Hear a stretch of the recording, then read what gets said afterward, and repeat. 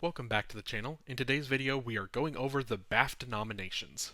And first off, before we get too far into the video, I do want to say I was just doing a little test run like I do before I start recording any of my videos, and my mic on my headset wasn't working very well. I think it's working now, so hopefully it's good, but just apologies in advance if the audio ever just kind of cuts out or is bad the rest of this video, and I'm using just kind of my phone, the speaker on there. But also, just another quick little reminder, the way that we've been doing these videos, because I didn't make any predictions videos, I'm just going to show you my predictions of each category before we go over what was nominated in each of the categories. And with BAFTA being so many more categories than pretty much every other precursor body to this point, we're just going to jump straight into this because I have the feeling this is going to end up being a pretty long video. I am noticing there are a couple categories here that weren't on the awards expert app to make the predictions, so let's go over those first. Okay, and then the first one I'm seeing here is the EE Rising Star Award. This one, couldn't make any predictions because this was announced a little while ago. The nominees here are Marissa Abella, Jarrell Jerome, David Johnson, Mikey Madison, and Nebahan Rizwan. Apologies, I probably completely butchered that name. This is a fun category. If I'm not mistaken, I think this is like a publicly voted on category. Like it's just a poll and you can go and vote. So Mikey Madison's gonna win. All right, and then the next category I'm seeing here that wasn't one you could predict on the Oscar expert is children and family film, which there is animated film is its own category. It's just kind of confused me because they're both 4 nominations as opposed to 5, so it's different from animated. Let's check. Let's click on it and see what the nominees. So the nominees are Flow, Kensuke's Kingdom, The Wild Robot, and Wallace and Gromit: Vengeance Most Foul. So you're going to see with when that category animated comes up, I'm 3 for 4 with this category matching animated. So I don't know if maybe we're in some sort of surprise for what animated is. I guess we'll have to see. All right, the next one here is British short film. Nominees are Marion, Milk, Rock Paper Scissors, Stomach Bug, and The Flowers Stand Silently Witnessing. Um, don't have a whole ton to add. Just want to kind of give them a shout out, and we're just gonna go jump straight into the category right above it is British short animation. Adios, Mog's Christmas, and Wander to Wonder. So yeah, I haven't heard of any of these 8. If they are available online, it would be fun to kind of go and watch some of these. Just off of the title alone, The Flower Stand Silently Witnessing is probably one of the coolest title here, so that's would be my pick to win if I was making a predictions video of winners for the BAFTAs. All right, and then jumping into the ones that I actually made the predictions for on the awards expert app. Since these are just organized in terms of alphabetical order, I'm going to react to them in kind of the reverse order from how they were listed on the Oscar expert app, so that way I don't kind of lose track of where I am. So the first one we're going to react to is Best Original Score. And on screen here, my predictions were The Brutalist, Conclave, Emilia Perez, The Wild Robot, and Blitz. I don't think Blitz is really any sort of threat at the Oscars at all. Obviously, it hasn't been getting anywhere, but I do think that maybe at BAFTAs, Blitz can kind of sneak into a spot or two here or there. And the nominees were Conclave, Emilia Perez, Nosferatu, The Brutalist, and The Wild Robot. The Brutalist, Conclave, Emilia Perez, Wild Robot. So they had Nosferatu instead of Blitz. So that's pretty much all it was. Already one category in that's making me kind of excited for Nosferatu here. I think I predicted it in a couple spots. I'd have to at least 2 or 3. So that's exciting to see Nosferatu getting recognized for the score. And then the next category is Best Sound. My predictions were Dune Part 2, Emilia Perez, A Complete Unknown, Wicked, and The Substance. I'm not going to have a whole ton to say on a lot of these, the kind of the tech categories, mostly because at BAFTA, everything is a long list, so there's only like 10 films that they had to choose from. So you're going to see a lot of people get kind of a lot right, and there's not going to be so many crazy surprises because everything had to kind of come from the long list. The nominees were Blitz, Dune Part 2, Gladiator 2, The Substance, and Wicked. So this is where Blitz got in for sound. I'm glad The Substance got in because that's one of the best parts of The Substance is that sound design. What am I? Oh, Gladiator 2 got in as well. So what am I? Okay, so Emilia Perez didn't get in that I predicted, and A Complete Unknown didn't get in. And that's it. So I was 3 for 5 there in that category. Um, yeah, I kind of the reason I went with Complete Unknown and Amelia Perez here is something that I noticed I started doing it a lot here because this is one of the first precursors with like the full extent of the tech categories like they have at the Oscars, and I noticed I'm doing it here and I'm gonna do it again at the Oscars this year more so than like a lot of other years. Like a lot of other years, you're gonna find the one thing that you're like, this is gonna compete nowhere except for visual effects. This is gonna compete nowhere except makeup. And like, there's those films that you put here and there. I don't feel like there's a lot of those films this year. This year for me feels like one of those years where every category is just going to be like which 4 out of 5 best picture films are getting into this category, and then maybe there's one random one like a Nosferatu that just kind of pops up here and there, or a Gladiator 2 pops up here and there. Um, I feel like the lot of categories this year are going to be dominated by Best Picture films. I think that's kind of why I was predicting Amelia Perez and A Complete Unknown. Next up, we're doing Best Visual Effects. My predictions were Dune Part 2, Kingdom of the Planet of the Apes, Better Man, Gladiator 2, and Wicked. And the nominees were Better Man, Dune Part 2, Gladiator 2, Kingdom of the Planet of the Apes, and Wicked. So that is a 5 for 5 category, correct? Dune, Kingdom, Better Man, Gladiator, Wicked. Yep. So a 5 for 5 category there. I don't expect I'm going to get a lot of perfect categories at the BAFTAs.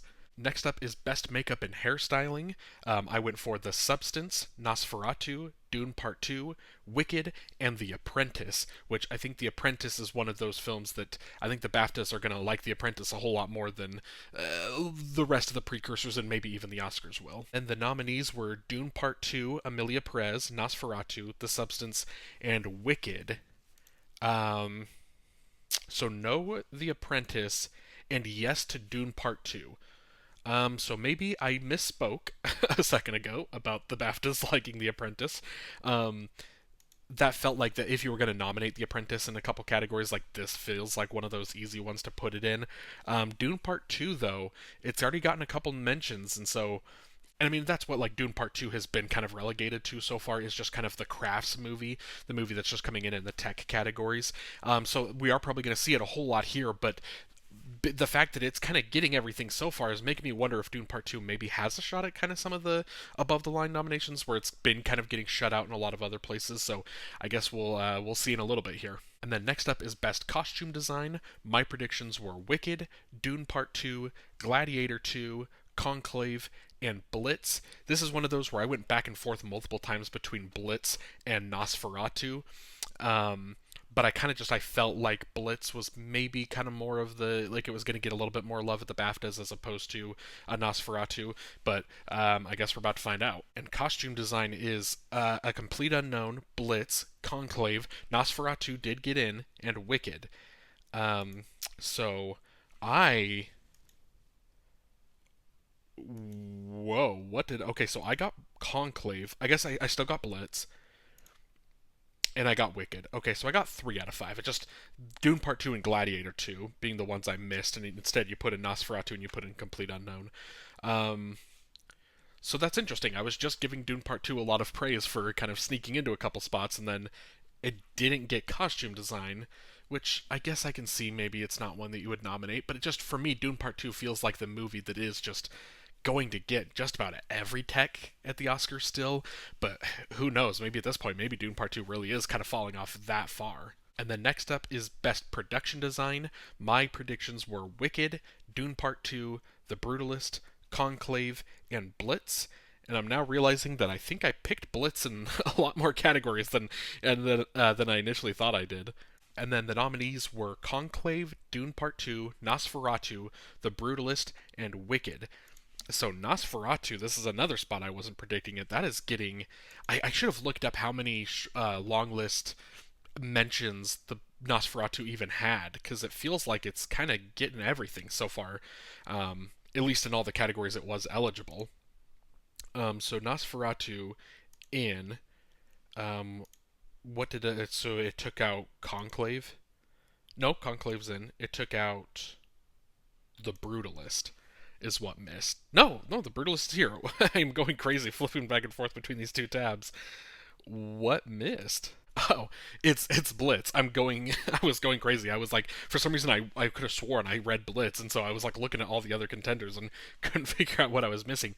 Blitz missed Nosferatu in. So far, I think what I'm noticing is every category when it kind of came down to the fifth slot, I was kind of defaulting to Blitz because I was like, oh, British film, they're gonna love it.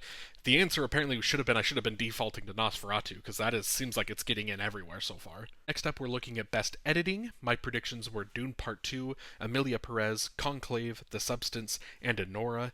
This is a spot where I'm hoping that The Substance it kind of has a little bit of a not a resurgence, but just kind of a bit of kind of a stamp of approval here at BAFTA that they're the ones that are kind of saying, hey, like we love The Substance and these are the spots that should be getting in. Kind of like, obviously it's not the same as All Quiet on the Western Front, but something like that where it just kind of was maybe falling a little bit short here and there at all the other precursors, and then BAFTAs came in and just said, no, like, this is where we're awarding it everywhere. So I'm kind of hope predicting The Substance here in Best Editing. And the nominees are Anora, Conclave, Dune Part 2, Emilia Perez, and Kneecap.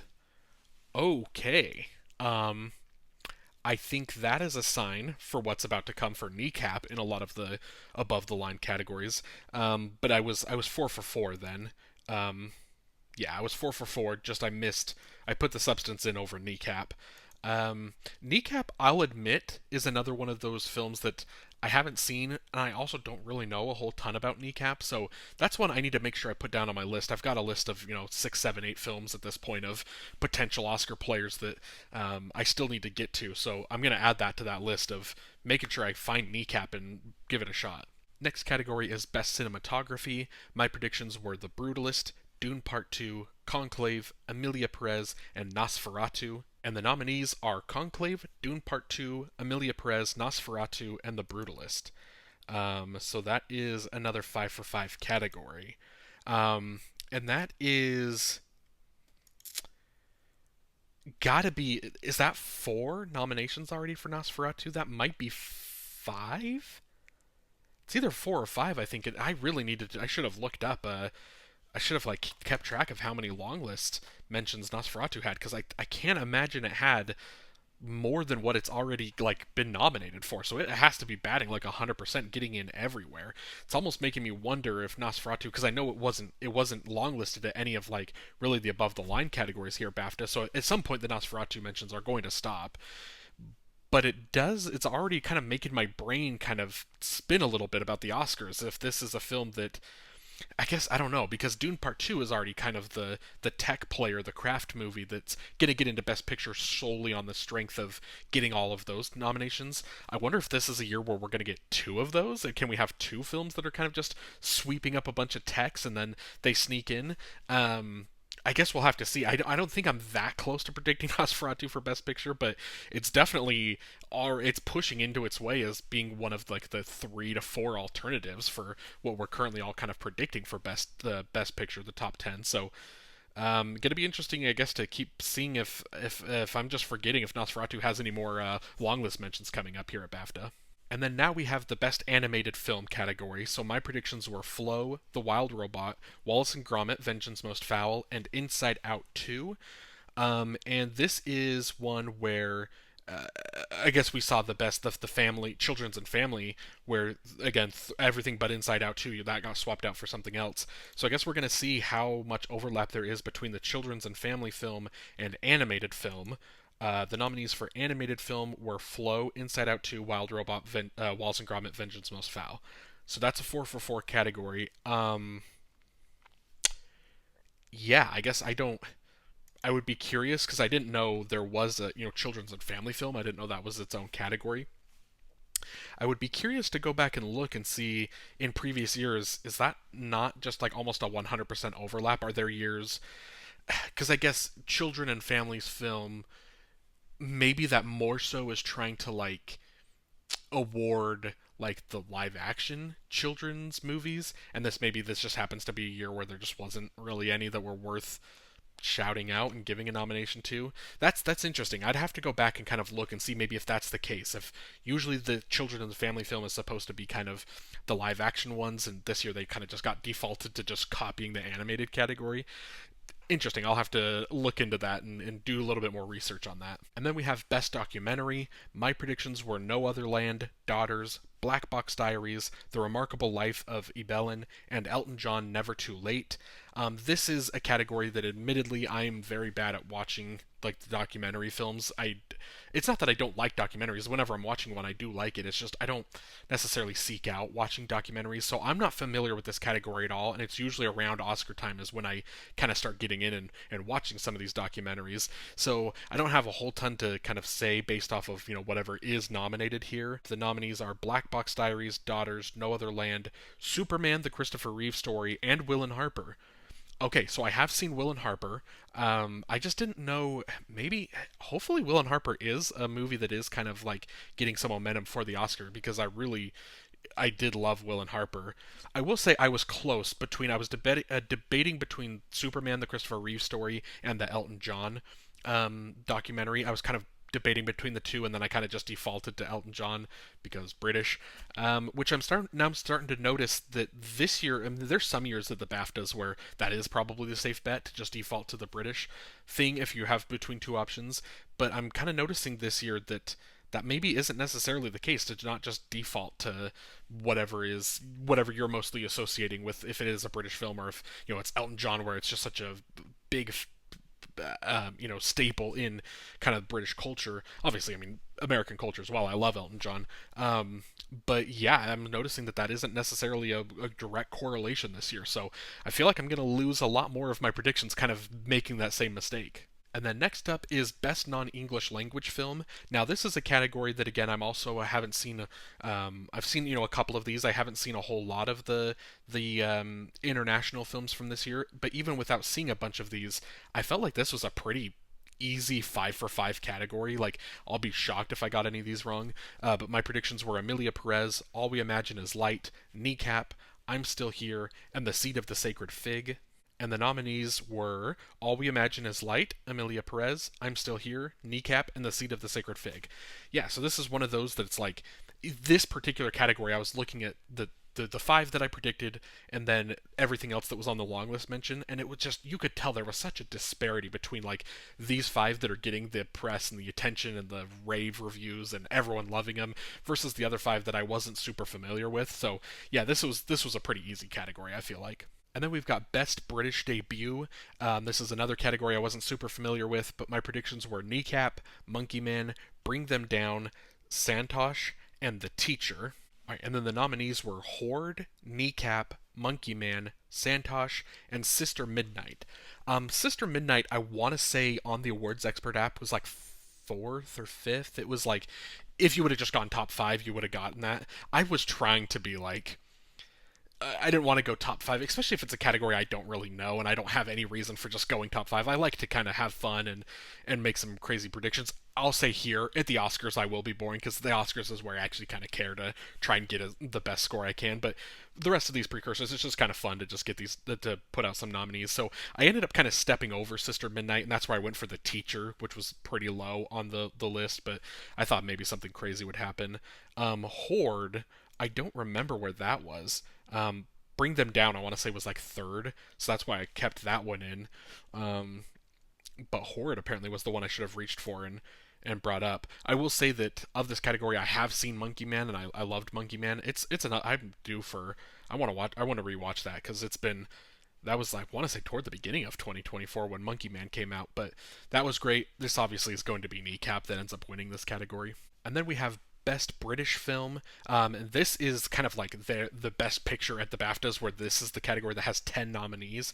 My predictions were Conclave, Blitz, Hard Truths, Wallace and Gromit: Vengeance Most Foul, Kneecap, Bird, Lee, We Live in Time, The Outrun, and Civil War.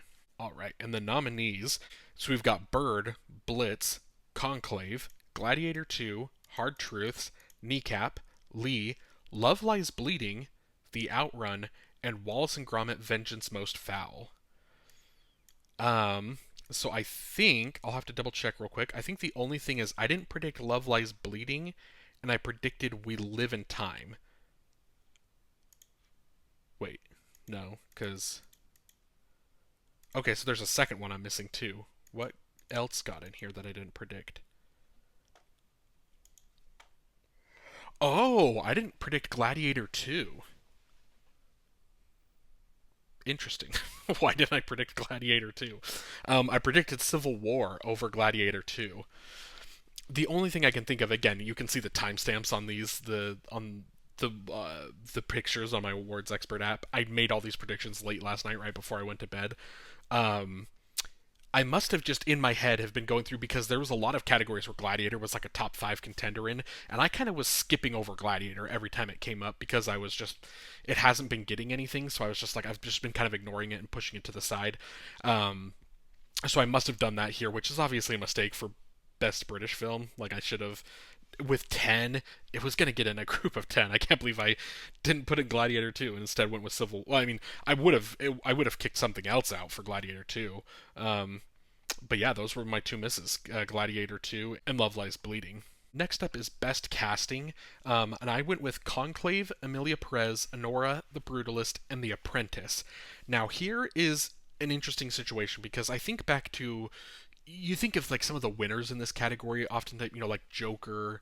Um, Part of me is thinking King Richard won in this category, Elvis, and I notice a theme a lot where the winner of this category is it's because you think of best casting, and so you think of it as like an ensemble award. You think of it as like the biggest cast with the most people, and so you're like thinking like, okay, who had to cast like for example Saturday Night, which I don't think was eligible anywhere here at BAFTA. It wasn't on any of the long lists. But you think of a movie like that where it's like there's 10 to 12 different actors, famous people playing all these different characters.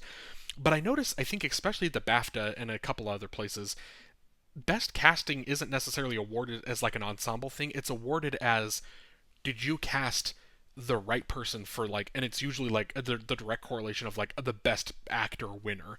So like, did you cast Joaquin Phoenix as the Joker? Yes. Okay, that was the best casting award. Did you cast Austin Butler as Elvis? Okay, cool. There you go. There's your best casting award. And so it's like I notice best casting oftentimes goes to like whoever casted like the perfect best actor. I'm sure there's some correlation or some instances where it's like female actress that's the winning the casting award, but I just noticed for me like oftentimes it feels like it's the best actor is like what gets that correlation. And so I was debating on this fifth slot between The Apprentice and A Complete Unknown. They were both pretty low on the awards expert, like not a lot of people were predicting them, and I was debating between both of them. I went back and forth five, six, seven times, and then I came to a point where I was like, I'm gonna put them both in. Like I came to that realization. I was like, I feel like they might both get in, but I just you look at this top four. These were the top four on awards expert too of Conclave, Amelia Perez, Nora, The Brutalist. I couldn't figure out who I would snub, and I was like, whichever one I snubbed, when it inevitably gets in, I'm gonna feel dumb.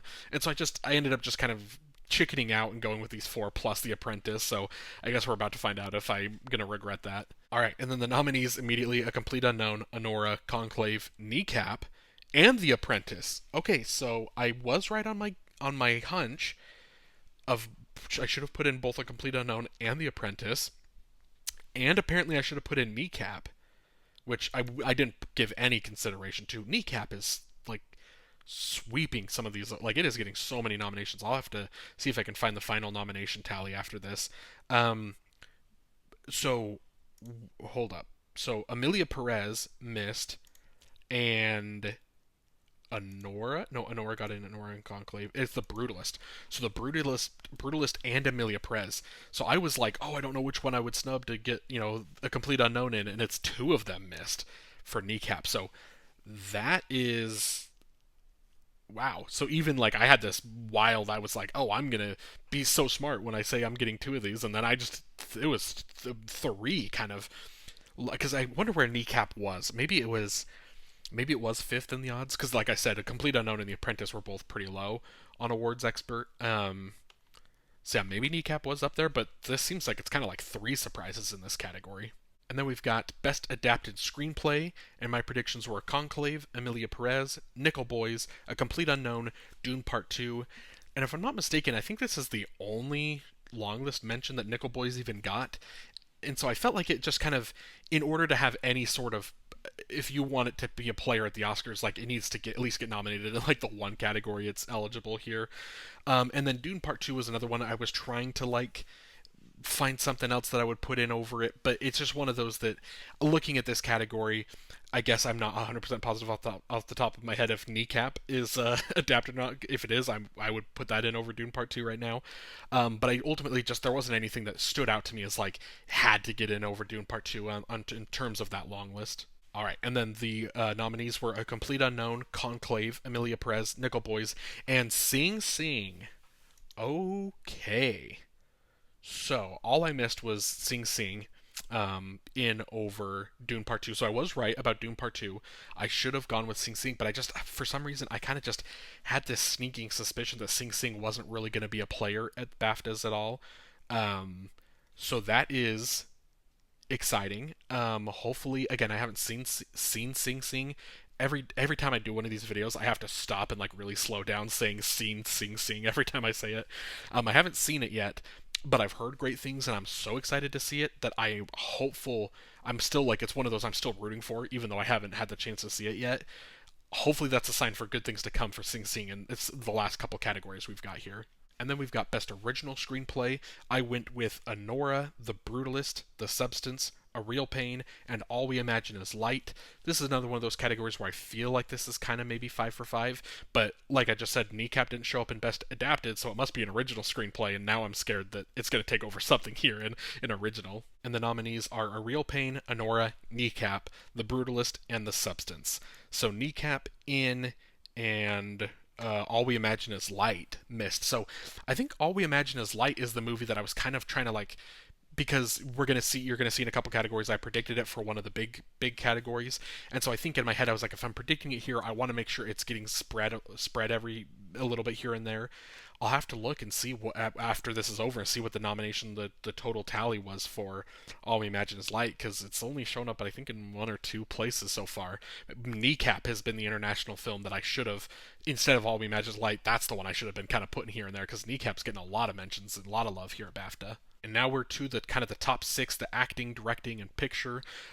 So Best Supporting Actor is the first category. My predictions were Kieran Culkin, A Real Pain, Guy Pearce in The Brutalist, Yura Borisov in Anora, Edward Norton, A Complete Unknown, Jeremy Strong in The Apprentice, and Stanley Tucci in Conclave.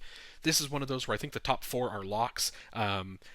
Guy Pearce missing at SAG was insane, but I still think he's kind of a lock in this category. I think Jeremy Strong, especially if he gets nominated here, I think he's kind of becoming a lock of this category. And then Stanley Tucci was kind of my replacement for Macklin, because I just kind of felt like, again, I didn't think Sing Sing was going to do anything here at BAFTA, and Stanley Tucci for me is the reason I'm predicting him, and I'm not going to act like I'm on an island and I'm the only one that was predicting Stanley Tucci. I know a lot of people I think were predicting Tucci. I think he was like 6 or 7 on the Awards Expert app. But the reason I feel so strongly that Tucci is getting in here is because it feels like every year, in a couple of the acting categories, but like especially Best Supporting Actor, for some reason feels like the category, I guess supporting actors too. Maybe it's just both the supporting categories. But supporting actor especially, there's always a nomination every year where it's like they didn't get a lot of precursors, they didn't get a lot of other nominations or other mentions at SAG or the Globes or Critics' Choice or BAFTA, and then they just kind of get in at the Oscars at the end. I'm thinking of like J.K. Simmons in Being the Ricardos. Lakeith Stanfield was a little bit different in Judas and the Black Messiah, because that was just, we didn't know what was going on with that, with what category he was being campaigned in. But like Judd Hirsch, like Brian Tyree Henry, like there's these actors that just kind of pop out of nowhere right at the end in the supporting actor category, and oftentimes it's kind of a more established actor, and so I kind of just felt like Stanley Tucci fit the bill for me as like the actor that like doesn't get in anywhere, but then just shows up at BAFTA and then shows up at the Oscar. So that's kind of what I was going for with that prediction. Then the nominees were Edward Norton, Kieran Culkin, Yura Borisov, Clarence Macklin, Jeremy Strong, and Guy Pearce. I love when I'm doing these videos and I am doing I'm talking about my predictions, and I give this whole like 3-minute spiel because I'm like, oh, this is going to be important. I got to clarify and I got to make sure like you understand where I'm coming from. And then 2 seconds later, as soon as I see the nominees, that whole thing was pointless, and I could just easily cut that and trim 3 minutes from the video. I love when that happens. So yeah, pretend I didn't say anything about Stanley Tucci. He's not. There's nothing there. He's not getting nominated. And then next is Best Supporting Actress. My predictions were Zoe Saldana, Ariana Grande, Felicity Jones, Isabella Rossellini, Margaret Qualley, and Jamie Lee Curtis. Now, let's talk about, okay, the top four there, Zoe Saldana, Ariana Grande, Felicity Jones, Isabella Rossellini. I'm, like, super confident in all four of those. Margaret Qualley is one where I kind of I did the same thing at SAG too, where I was like, I don't think she's getting in, but then you look at your options and you're kind of just like, but I don't know who I would snub her for, so I kind of just defaulted and put Margaret Qualley back in there. And then when it came to Jamie Lee Curtis, I think this was the thing where I think with the sixth slot, kind of the bonus slot here, I think a lot of people wanted to take a risk or they wanted to do something obviously a little bit, I don't want to say crazy, but they wanted to go get, someone else and bring them in. And I kind of was looking at it, and I think a lot of people were kind of debating between like Selena Gomez or I think, is it Emily Watson?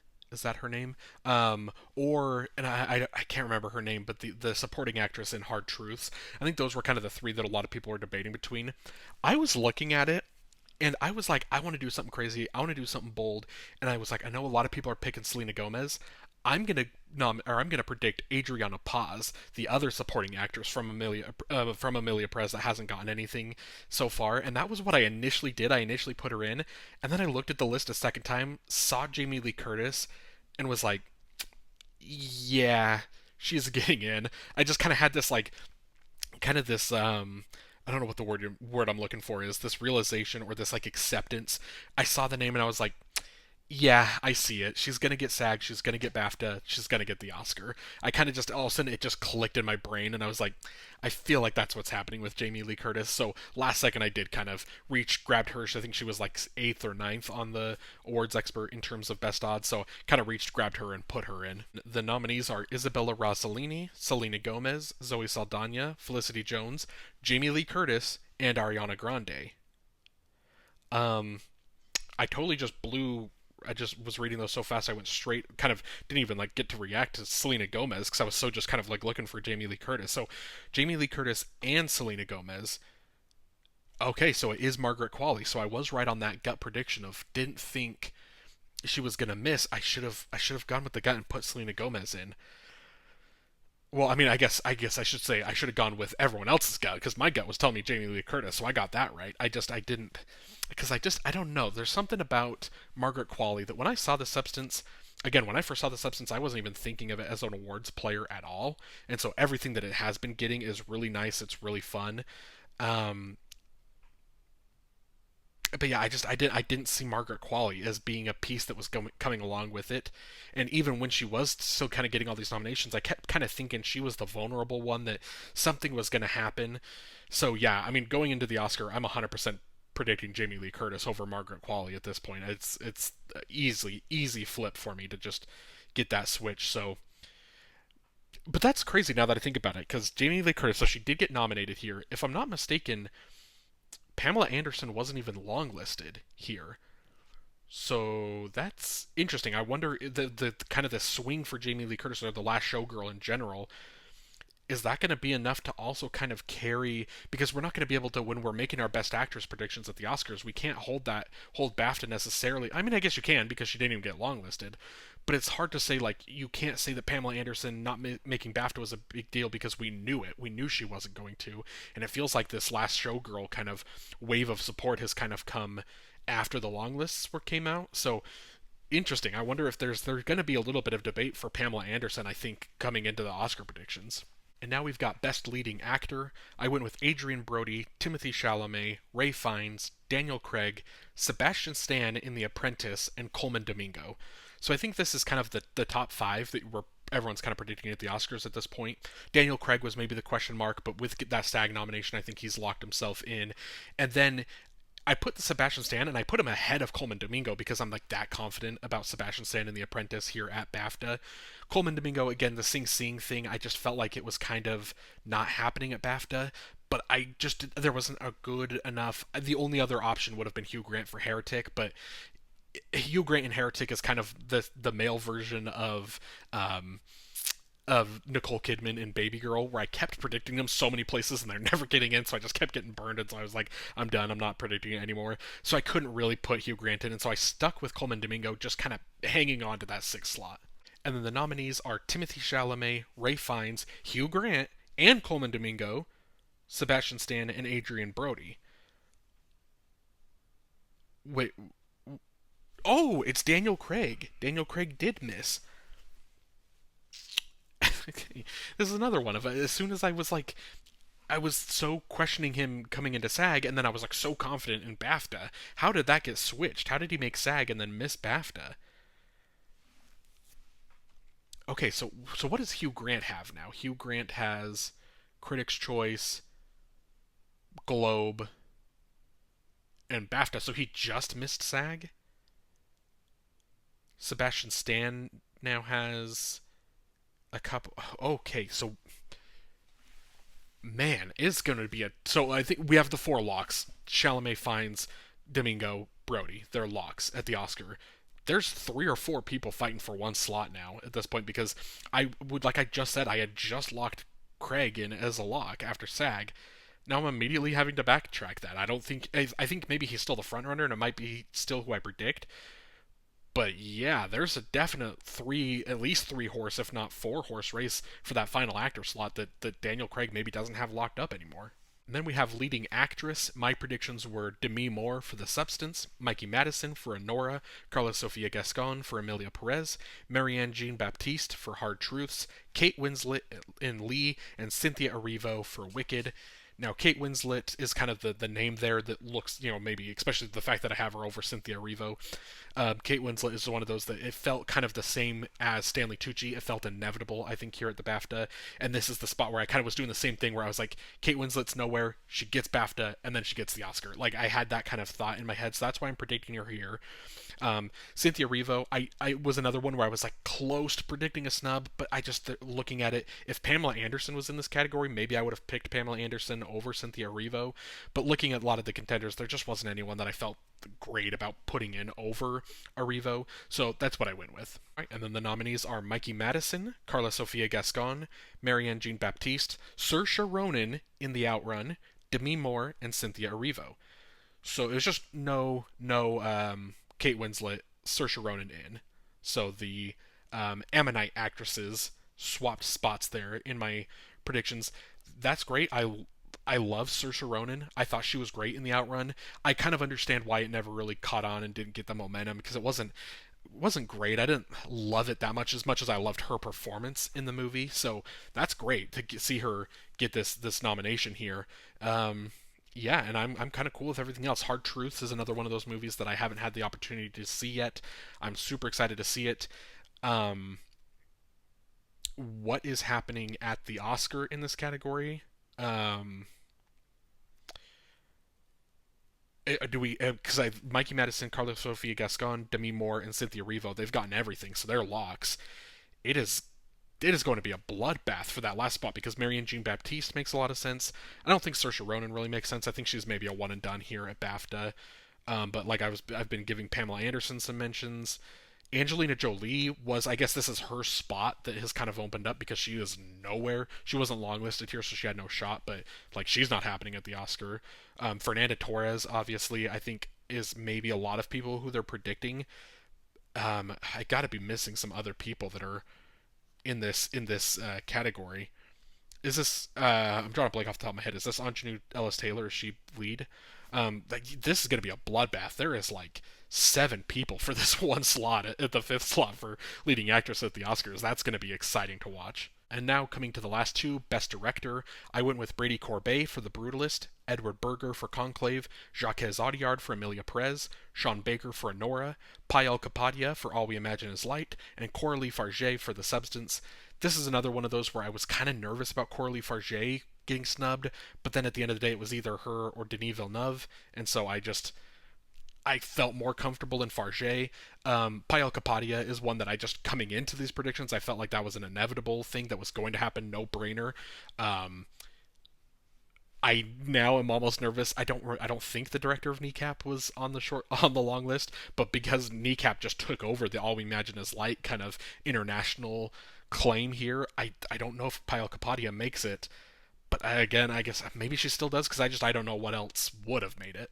And the nominees are Sean Baker for Anora, Edward Berger for Conclave, Denis Villeneuve for Dune Part 2, Jacques Audiard for Emilia Perez, Brady Corbet for The Brutalist, and Coralie Farget for The Substance. So this really was just I picked Pyle Kapadia over Denis Villeneuve is really all this ended up being. I think what this does is I think this maybe locks your best act or best director five. You got Sean Baker, Edward Berger, Jacques Audiard, Brady Corbet, and Coralie Farget, and then I think Denis Villeneuve is kind of that the one that can maybe threaten at the Oscar, unless the Oscars do what they do once every couple years and throw a complete wild card in there that we weren't expecting, and I guess that would be maybe the Pyle Kapadia nomination. But I think the best act or best director lineup is maybe locked at the Oscar. And then finally, Best Film. This is only 5 nominees at BAFTA, and I went for The Brutalist, Emilia Perez, Anora, Conclave, and A Complete Unknown. The last spot was kind of a toss-up between A Complete Unknown and The Substance, but I kind of made I realized a couple days ago that I think A Complete Unknown has overtaken The Substance in terms of a little bit higher up on the Best Film rankings. And the nominees are A Complete Unknown, Anora, Conclave, Emilia Perez, The Brutalist. So I was right, Substance out, A Complete Unknown in, and if you had any doubts, this is your lock. These are your top 5 best picture contenders at the Oscars as well, because I think we've had Anora, Conclave, Emilia Perez, and The Brutalist kind of locked as like the top 4, and then I think it's kind of been Dune, Wicked, The Substance. People have been kind of one of those as your number 5. I think a lot of people maybe were predicting Wicked as kind of that 5th contender. I think it's pretty clear now that A Complete Unknown has leapfrogged past all of those. It's maybe in a tier of its own because I don't know if it's quite in this Anora, Conclave, Emilia Perez, Brutalist tier. I think maybe they're their own tier, and Complete Unknown's kind of in its own tier. But I think it's cleared a lot of the other films that were in contention with it. And that's it. Those are my reactions to the 2025 BAFTA Award nominations. Let me know down below in the comments what you thought of these nominations. Let me know how you did in terms of your predictions. Let me know if there's just any snubs that you were really mad about or surprise nominations you were really happy about. Also, just what do you think of the correlation? I know BAFTA, in terms of all of the precursors, typically is the precursor that's the most reliable in terms of what kind of gets nominated at the Oscar because there is a little bit of that overlapping voting body. So this is, I think, we're getting a finally this Oscar race has been so crazy and has been so unpredictable in terms of like how a lot of other in terms of other previous years, a lot of things are pretty predictable. This year is just everything's up in the air, but I think we're finally starting to kind of get some clarity. We're getting some understanding, and we're reaching a point where I think we maybe know what's happening, which makes me uncomfortable because I think that's gonna relate to, or correlate to just a crazy Oscar nomination morning,